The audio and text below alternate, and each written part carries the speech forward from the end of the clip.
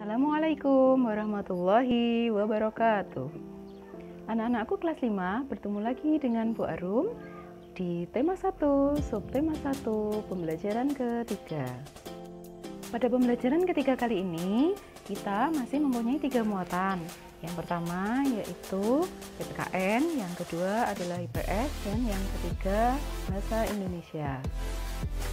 Pada muatan PPKN, kita akan belajar tentang Pancasila. Anak-anakku kelas 5 pasti sudah mengetahui bagaimana bunyi dari sila ke-1 sampai dengan sila ke-5. Tetapi, bagaimana dengan nilai-nilai yang terkandung di dalamnya? Apakah anak-anakku semua sudah mengetahuinya? Sila yang pertama berbunyi ketuhanan yang Maha Esa. Nilai yang terkandung di dalamnya mengharuskan kita untuk saling menghormati dan bekerja sama antara pemeluk agama yang berbeda-beda, serta kita tidak boleh memaksakan suatu agama atau kepercayaan terhadap orang lain. Kedua, berbunyi kemanusiaan yang adil dan beradab, mengharuskan kita untuk saling mencintai sesama manusia, menjunjung tinggi nilai kemanusiaan, serta mengembangkan sikap saling tenggang rasa atau toleransi. Sila yang ketiga berbunyi persatuan Indonesia.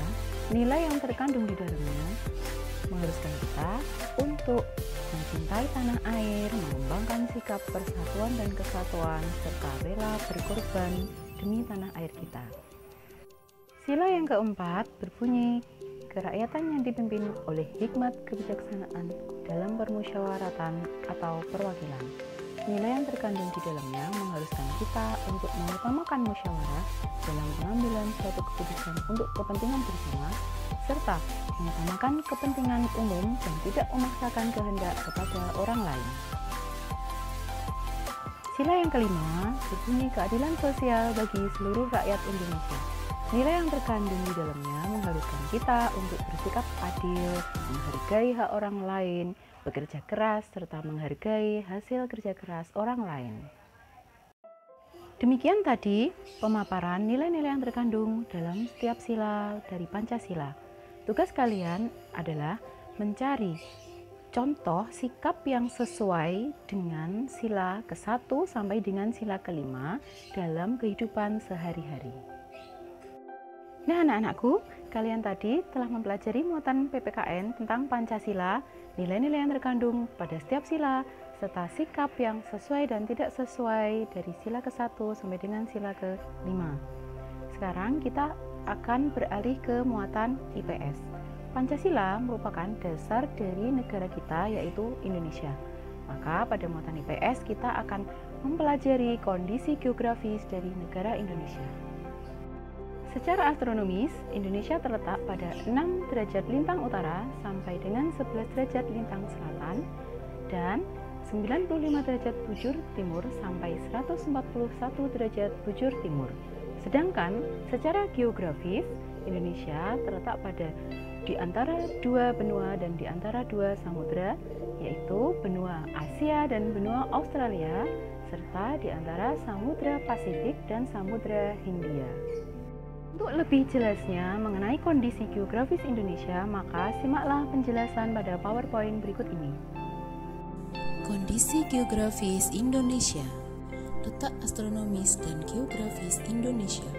Secara astronomis, Indonesia terletak pada 6 derajat lintang utara sampai 11 derajat lintang selatan dan 95 derajat bujur timur sampai 141 derajat bujur timur. Secara geografis, letak Indonesia sangat strategis karena diapit 2 benua yaitu Asia dan Australia, serta 2 samudra yaitu Samudra Hindia dan Samudra Pasifik. Indonesia adalah negara kepulauan dan maritim dengan kondisi penduduk yang beragam, baik suku, budaya, agama, bahasa, ekonomi, sosial, dan lain sebagainya. Kondisi penduduk Indonesia. Penduduk yang berada di daerah pantai bekerja sebagai nelayan dan bidang perikanan. Daerah pantai menjadi sektor pariwisata, pusat perikanan, dan budaya. Penduduk di dataran rendah, karena sebagai pusat industri, perdagangan, dan pemerintahan, maka penduduknya memiliki pekerjaan yang beragam. Sedangkan penduduk di dataran tinggi atau pegunungan karena sebagai tempat wisata alam dengan tanah yang subur, penduduknya bekerja di bidang pertanian, perkebunan, dan peternakan. Luas wilayah dan batas wilayah. Luas wilayah Indonesia sebesar 5,19 juta kilometer persegi dengan wilayah perairan sebesar 3,2 juta kilometer persegi. Indonesia berbatasan dengan negara tetangga yaitu Malaysia, Singapura, Papua Nugini, Timor Leste, serta perairan di sekitarnya seperti Samudra Hindia dan Samudra Pasifik. Cuaca, iklim, dan zona waktu. Suhu udara tergolong panas dengan curah hujan tinggi dan intensitas sinar matahari yang cukup. Iklim tropis dan dipengaruhi oleh angin muson yang menyebabkan terjadinya pergantian musim setiap 6 bulan sekali. Indonesia terbagi menjadi 3 zona waktu dengan selisih waktu masing-masing 1 jam, yaitu WIB atau waktu Indonesia Barat, WITA atau waktu Indonesia Tengah, dan WIT atau waktu Indonesia Timur.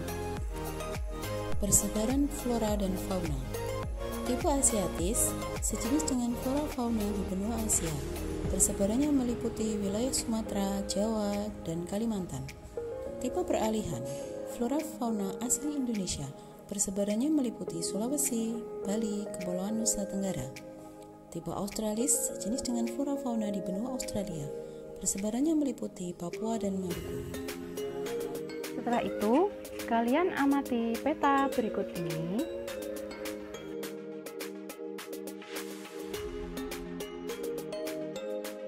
Kalian mengamati peta tadi, tugas kalian adalah mendiskusikan bersama teman ataupun bersama orang tua tentang letak dan luas wilayah negara Indonesia. Demikian tadi muatan IPS, kalian sudah mempelajari tentang kondisi geografis Indonesia. Sekarang kita akan beralih ke muatan bahasa Indonesia. Pada muatan bahasa Indonesia, kita masih akan mempelajari tentang ide pokok dan kalimat pengembang pada teks. Apakah kalian masih memahami atau mungkin sudah ada yang lupa?